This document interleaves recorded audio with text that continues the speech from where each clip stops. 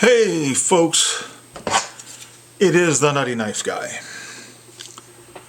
Apologize for not being here last week.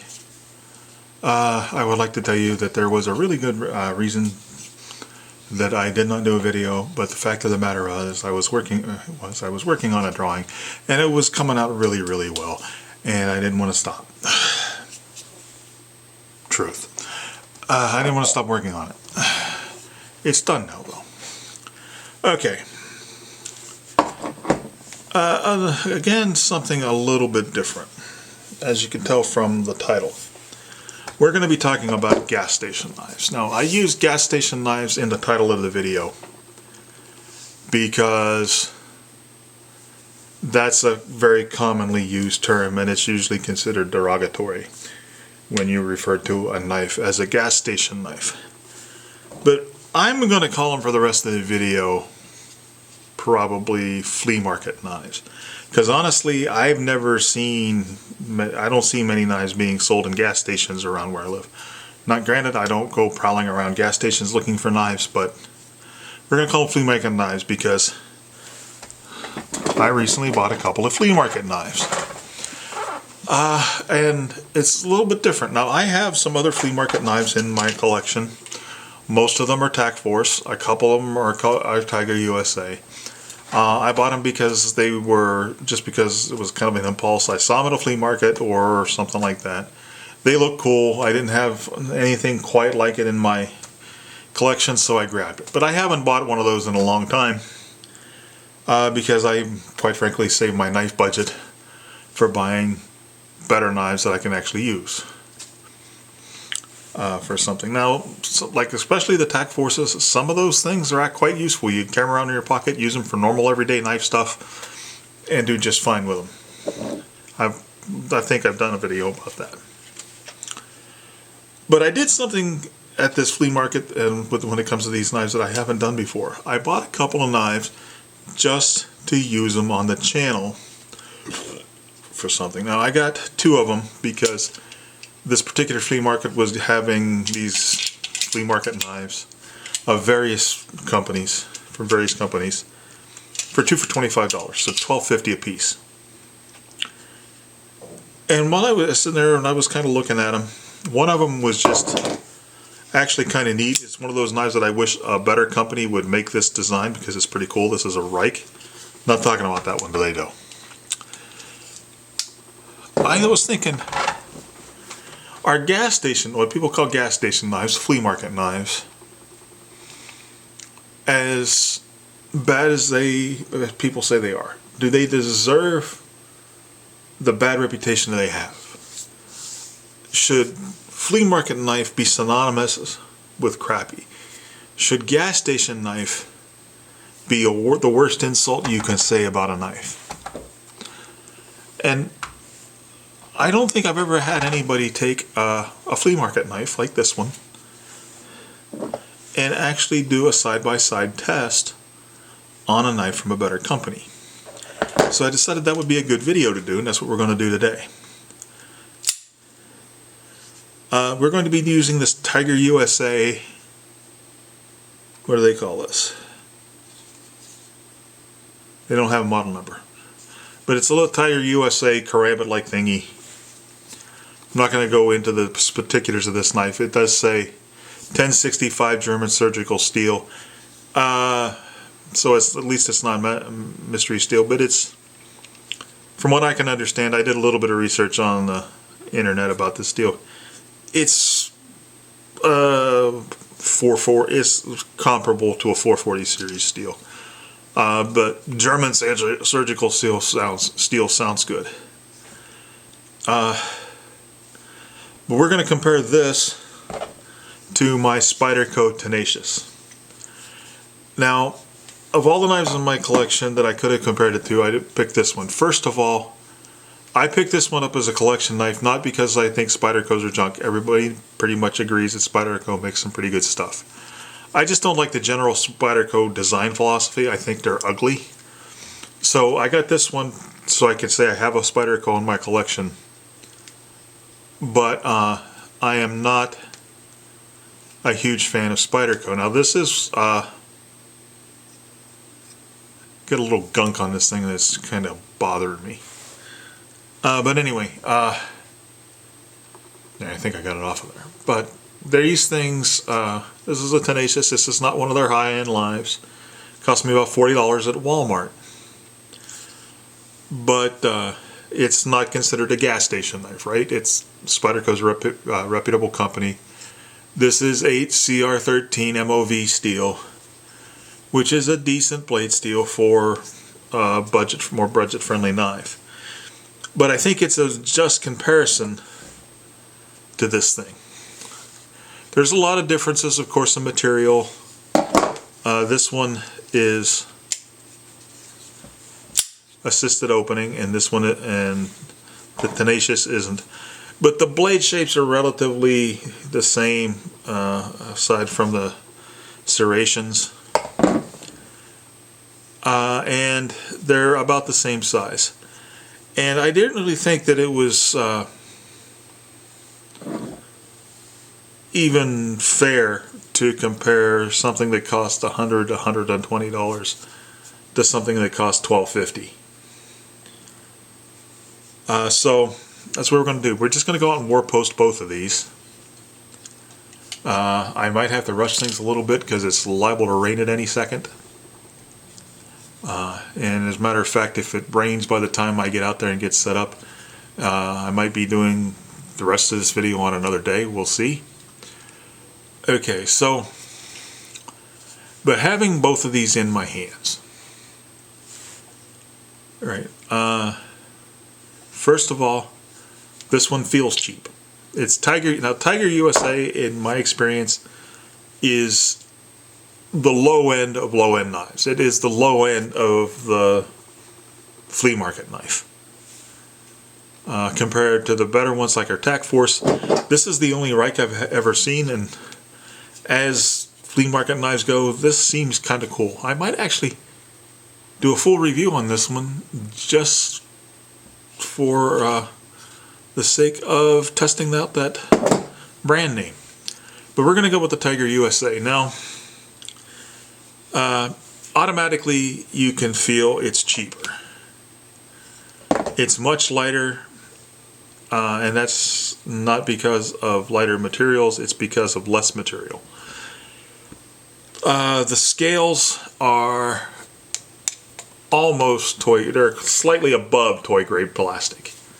They're not G10, they're not glass filled nylon, nothing like that. They are plastic, and you can feel that right off.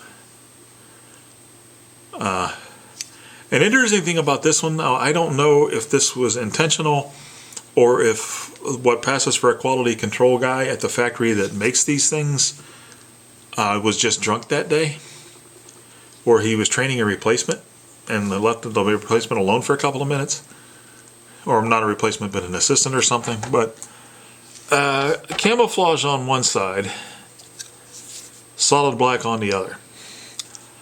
Doesn't affect the functionality of the knife, but I'm wondering if that was supposed to happen or not.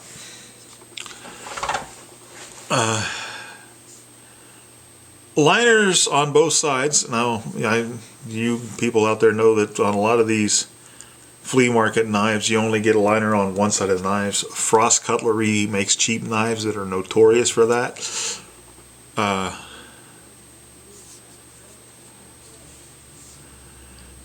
But they're thin, and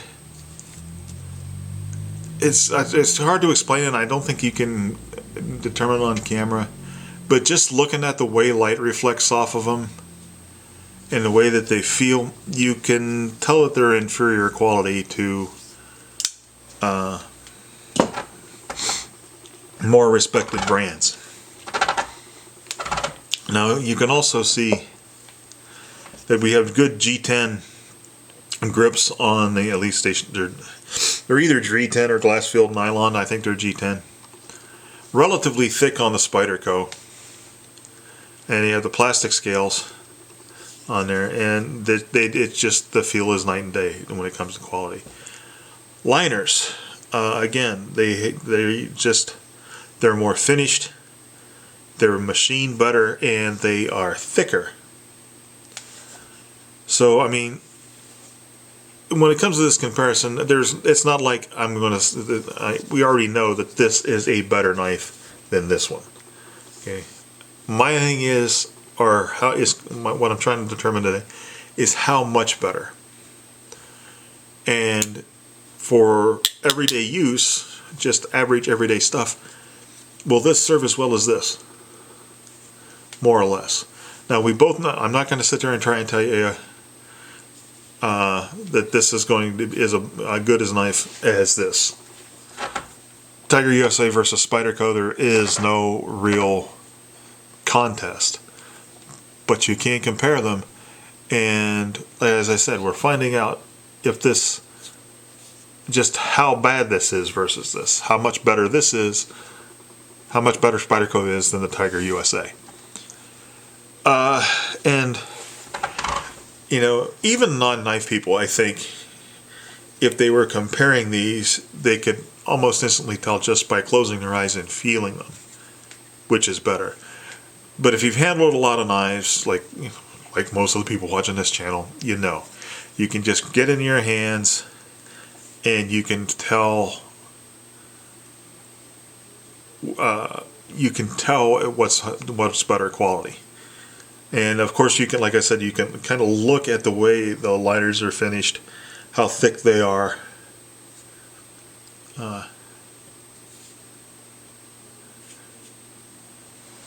And how well thought out the design is. So, I mean, the craftsmanship and workmanship much better than this. Fit and finish better, the whole 9 yards. So, there's that. I'm not going to review these knives individually. I'm going to go out and compare them, and we're going to go out and do that now. Out to the war post. Hopefully get done before it starts leaking from the sky. We will be back in a few. Okay, before we go out to the war post, forgot to do a couple of things before we went out to the war post and went by way of comparing these two knives. So I decided to film the segment and splice it in and then go out to the war post. First of all, one thing with the Spyderco Tenacious, I've had this for a while, but I've never carried it. I think I carried it for one day. Never sharpened it, but I've never used it for anything. I think the first day I carried it, I carried it around. Like I said, I'm not a Spyderco fan. It's ugly. I carry other things. So this is essentially a new knife. This I just got a couple of days ago and haven't done anything to it. So I don't usually do this, but we're going to cut some paper here so this will have the before and after on the edge when it comes to edge retention. Okay. And this one's serrated and the other one's not. So we'll just test the non-serrated portion of this. And that might have been me, so. Okay, yeah, that was a decent cut. So it was sharp. It did take some hairs off my arm. But that's kind of hard to show on camera. And then we have the Spyderco.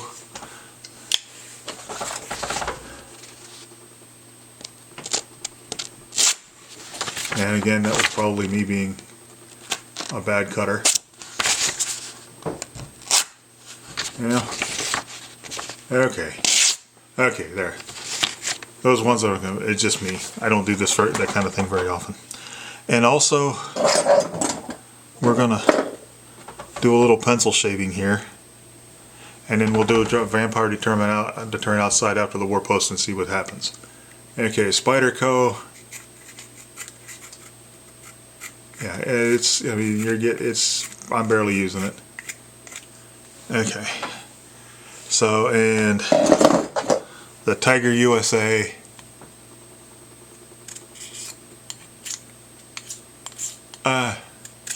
Not as good to begin with when it comes to the edge, I have to be, but that could be more blade geometry than the actual edge itself. And I think it is because the Spyderco has a flat grind and this has a hollow grind. So there's that. But we have a point of reference for later on. Now we can go to the war post.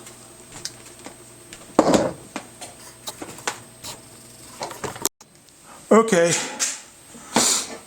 we're going to do the established Donnie B all day 4-foot drop test to test balance. Balance is a general test of how well thought out the design is and general workmanship. We'll start with the Spyderco. Straight down, and it sticks. That actually hit an old hole from the test. We'll try this again. Okay, the first one was the best one because I suck sometimes. But generally, we get good balance. Alright, now let's see how we this one does. Now this one has the ring on it, so it's liable to be lopsided, but we'll see. Again, that first one was pretty much straight, but it went over. And it's pretty lopsided.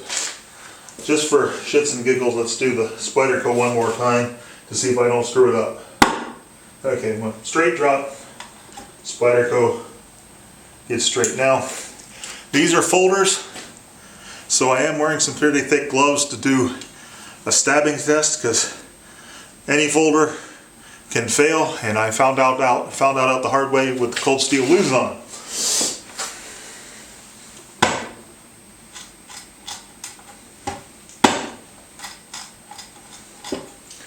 Okay.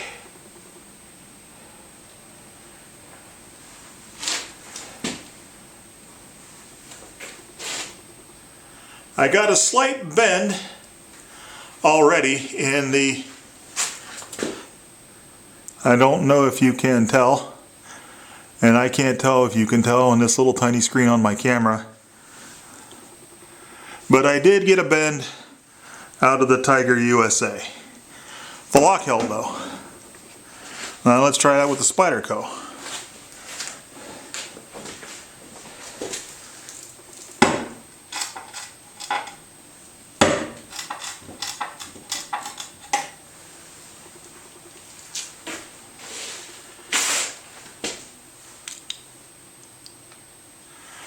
The Spyderco appears to be straight and true. Now I am going to see if I can straighten this Tiger one out. I'm going to hold it up here one more time.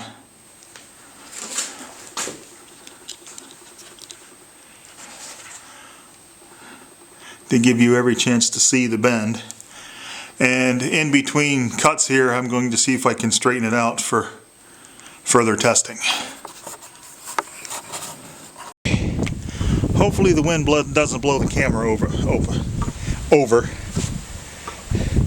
Before we do anything else, I'm going to do a quick spine wrap test on both of these. I'm just going to use the war post itself for that to test the locks. But I am going to be wearing a glove for this. Okay, I think you should be able to see the fence post. And I am recording, right? Yes. Okay. Alright. This is the Spyderco Tenacious.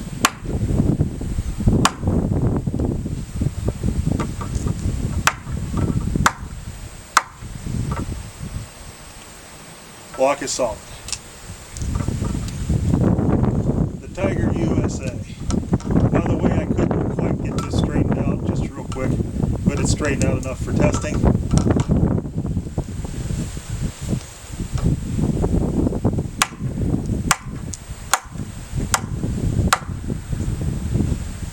Okay. Lock held fine for that, which is more than the cold steel loose on could say. Alright, I only have one water bottle, so I'm going to try for a high cut and a low cut. Well, one cut to one side and one cut to the other, I guess. To see how these things work. Here it goes with the Tiger USA. Okay. That failed to penetrate at all. So we'll try over about that same area again.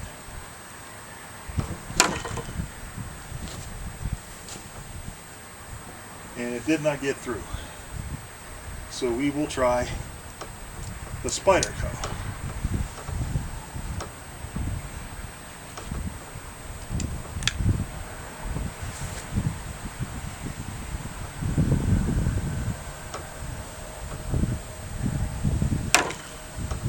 Okay, that's probably has to do with the angle and the blade geometry, because the Spyderco didn't get through either. So we're going to try a different angle.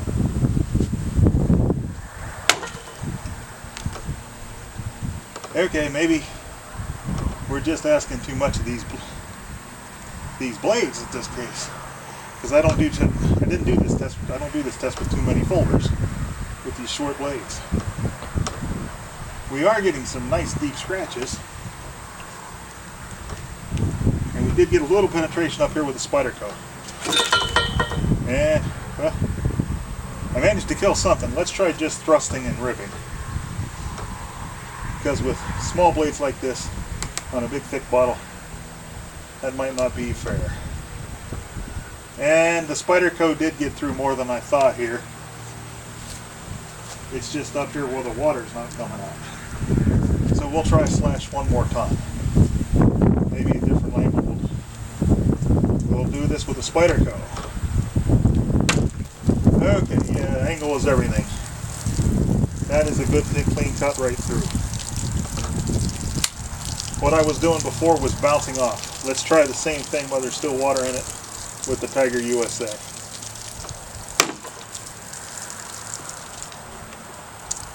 And still didn't get through.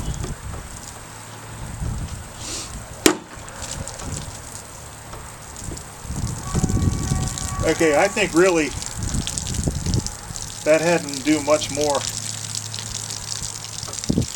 with the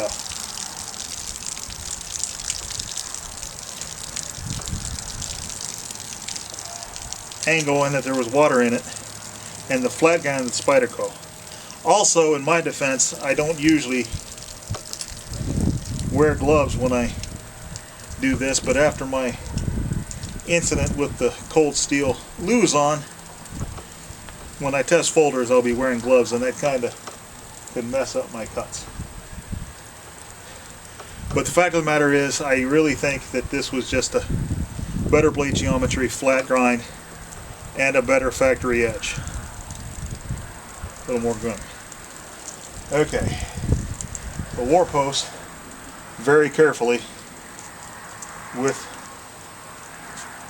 the tenacious, because it's short and I don't want to scrape up my knuckles and bruise up my hand, maybe break a finger on the war post.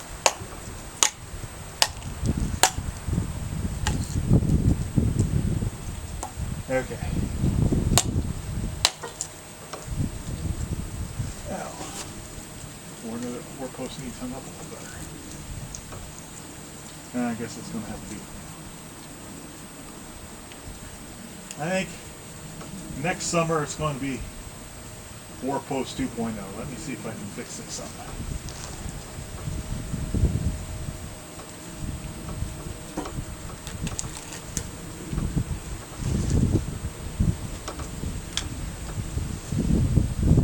Some heavier cut, some good hard swings.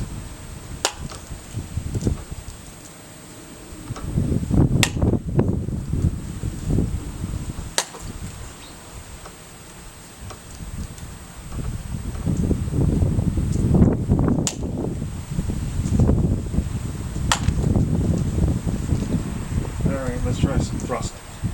I'm going to be very careful on thrusting with a folder.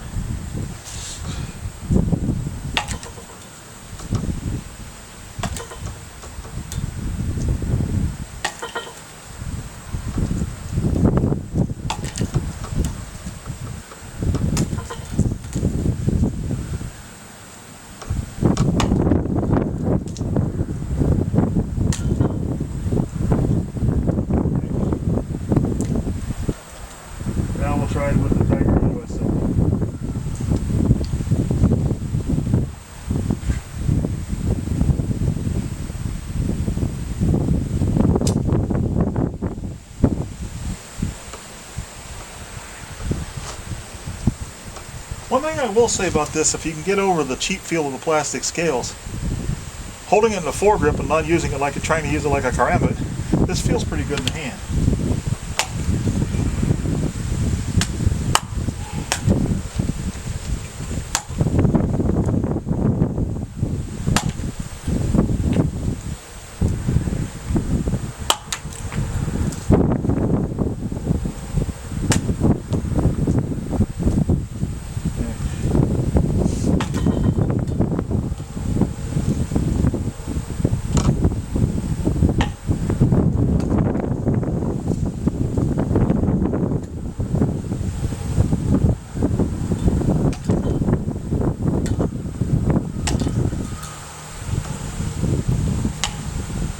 That was a clean miss. So was that. You can see that side. There it is.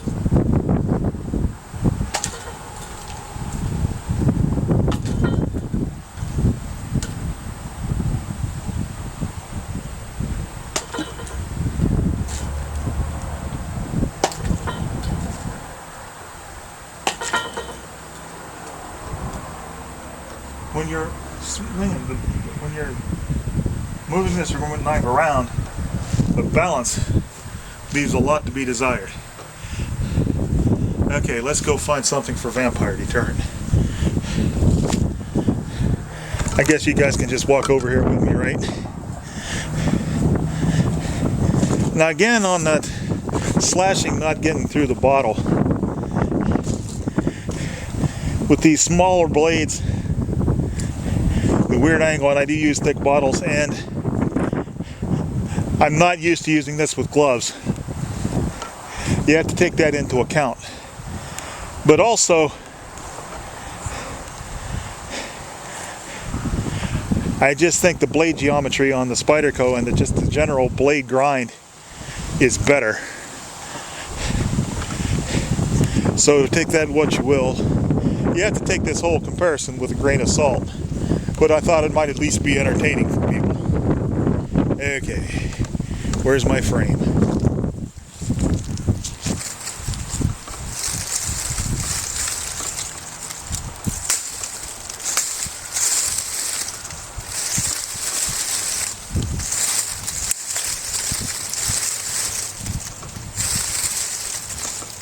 Now you can see some practical use. Just getting the vampire deterrent off the branch here. Okay, since I got it in my hand, we'll start with the Tiger USA. The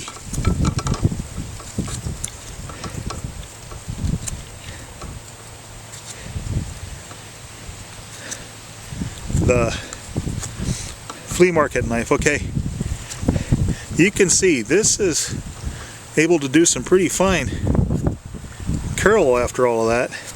So that slashing test could have been me. I'm not used to the knife and I'm not used to gloves. But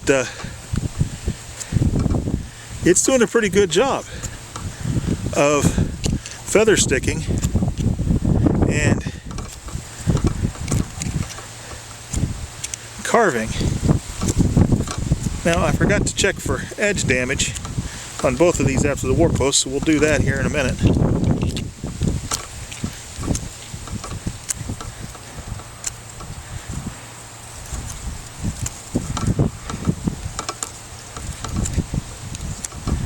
But if you need a vampire deterrent or a cooking skewer, this Tiger USA isn't doing a bad job. Any bad job here is probably because of me. I'm going to break off another piece here, do the other end for the Spyderco.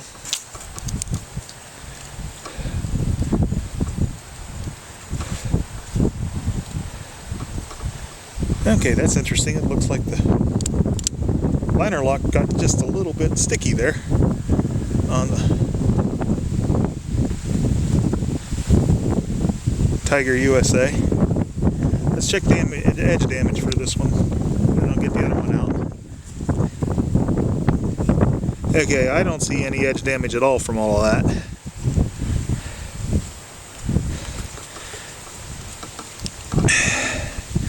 And the Tiger USA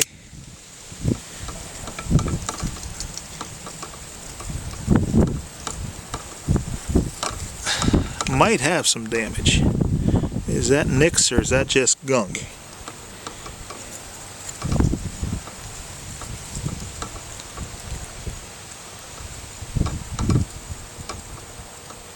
That's just gunk. So no edge damage on either one. But the lock on the Tiger USA is sticking open. I'd rather have it sticking open closed. I mean sticking open than having it fail on me and closing. Let's see if we can get this thing closed so I can get it back in my pocket. Okay. Yeah, that thing, that's not a big deal. But it does tend to stick in the open position. Alright. Let's see how the Tenacious does with... again, now this might have to do with more of blade geometry. This has a little nut on this end too, the other side didn't. Yeah, you just have to kind of get the feel for the right angle. But both of them are doing pretty well.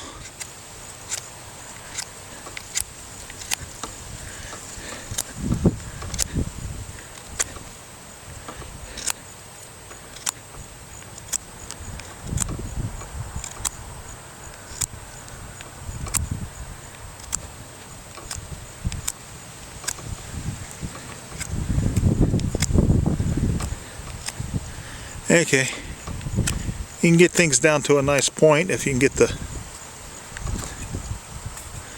little ends off of this on both knives.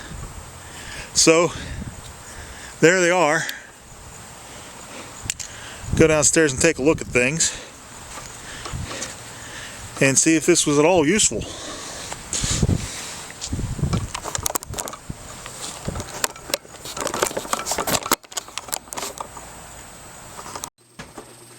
Okay, let's do the before and after that we talked about before I go on with anything else.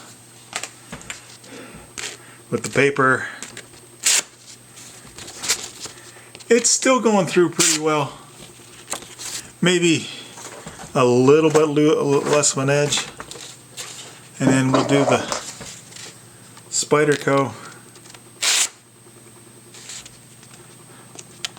And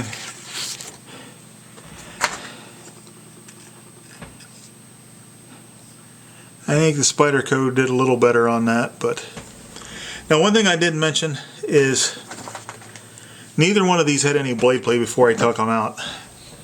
Now this one has just a little bit of wriggle, and hopefully you'll be able to see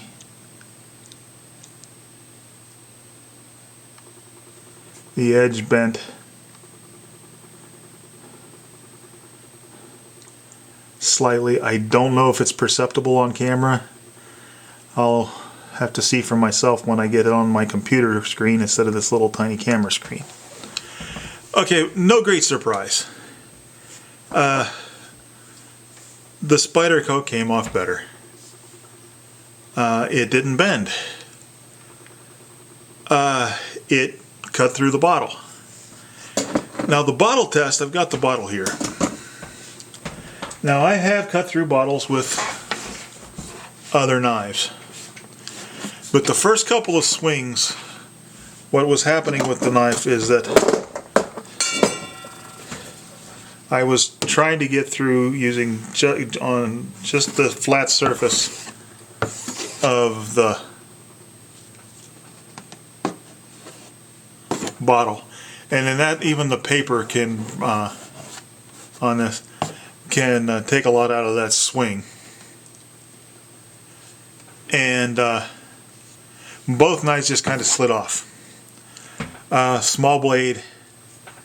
Probably my angle wasn't the best because I am not used to cutting with gloves on.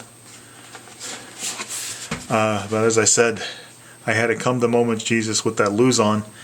Had that lose on, if I had been holding when I got cut by that lose on, had I been holding it like I was going to use it instead of for testing it, I would have probably lost fingers, and that is a concern. So from now on, when I test folders, I'll be wearing gloves. Okay. But what happened in the test where the Spyderco penetrated is I actually caught it on the top here. You can see where the blade fits in, and then cut through, and then it went right on through. Now this cut, I am not absolutely sure, but I think got through a little bit with the Tiger USA. I'm not sure, I can't remember exactly. But here, the Tiger USA got a piece at the top and it still failed to go on through. Largely because I wasn't using the serrations. As a fair comparison for quality and the quality of the edge, I was deliberately just trying to use the cutting edge, which gave, looking back on it, gave the Spyderco an unfair advantage since it had more cutting length. That's my bad. But as I said, I wasn't going to sit here and try and prove that the Spyderco was better or that this was worse. We all knew going in the Spyderco was better. I wanted to see how much better.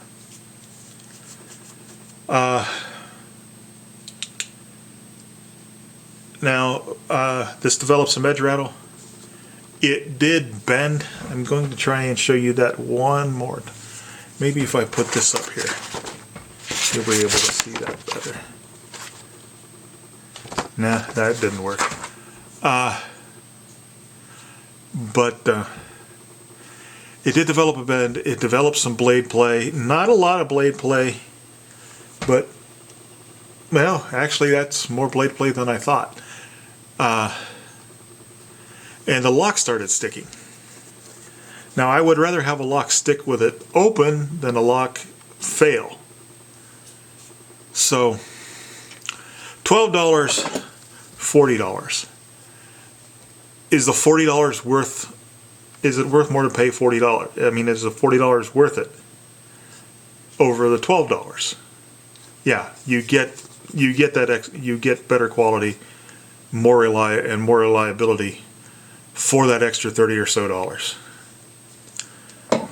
But again, having said that, if you're just a guy that wants a knife to carry in his pocket for opening packages or, you know, making sticks to roast marshmallows, you're probably not going to do what I did with this Spyderco.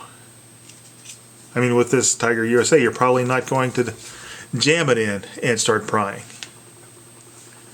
Or bounce it off. And really, for $12.50, this didn't hold up bad. Am I going to carry this all the time? No, it's gone in my collection, and I get it out occasionally. They rotate through practice with the different knives and stuff like that. But it is worth $12.50 as long as you realize what the limitations are. Now, the bending of the tip, if I'd have gone on better, if I'd have gone on more, I would have had a really bent knife. I did straighten it a little bit. I got it a little bit straighter after the prying test for the war post test, but it's still bent, and that one only got worse. And it got quite a bit of blade play now. So, yeah. If you see a gas station knife or a flea market knife, $10, $12, something you're going to throw in a glove box, or just a knife for, you know, opening your Amazon packages for Christmas.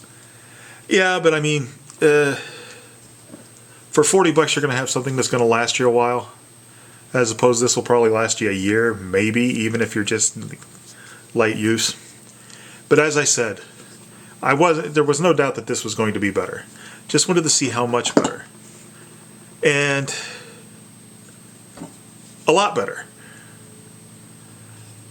You're getting $40 worth out of this. you're getting $12 out of this. But honestly,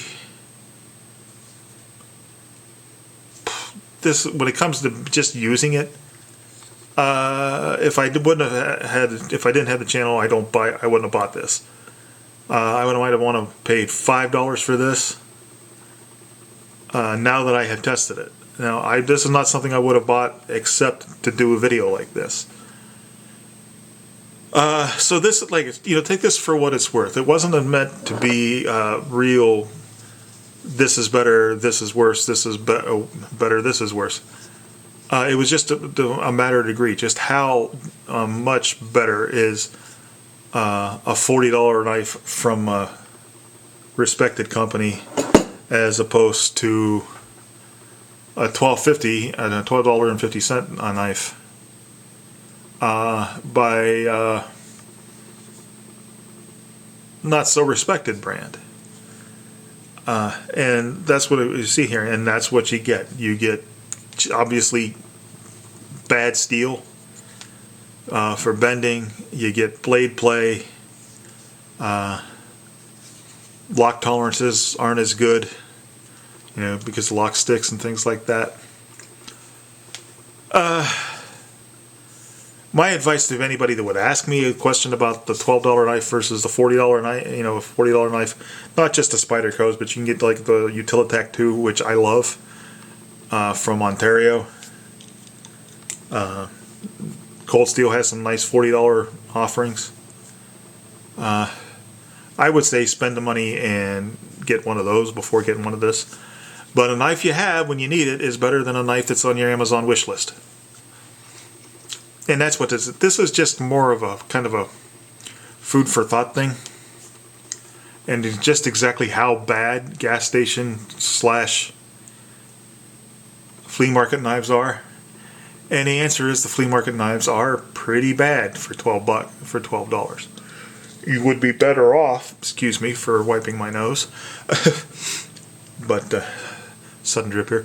You would be better off, honestly, if you can find one of those $5 Ozark Trail knives at Walmart than one of these. But these, they make them look cool. They come in all kinds of cool,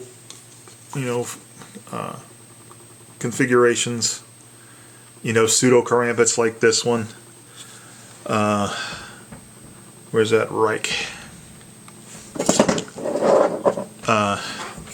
The funny, the cool looking blade shape here.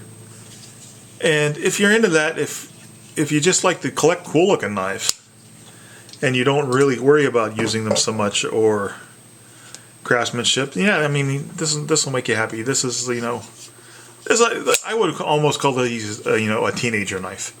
This is something that a teenage kid would show his friends, and everybody would think it's cool because it looks cool. That's what that is. So I'm gonna stop rambling here,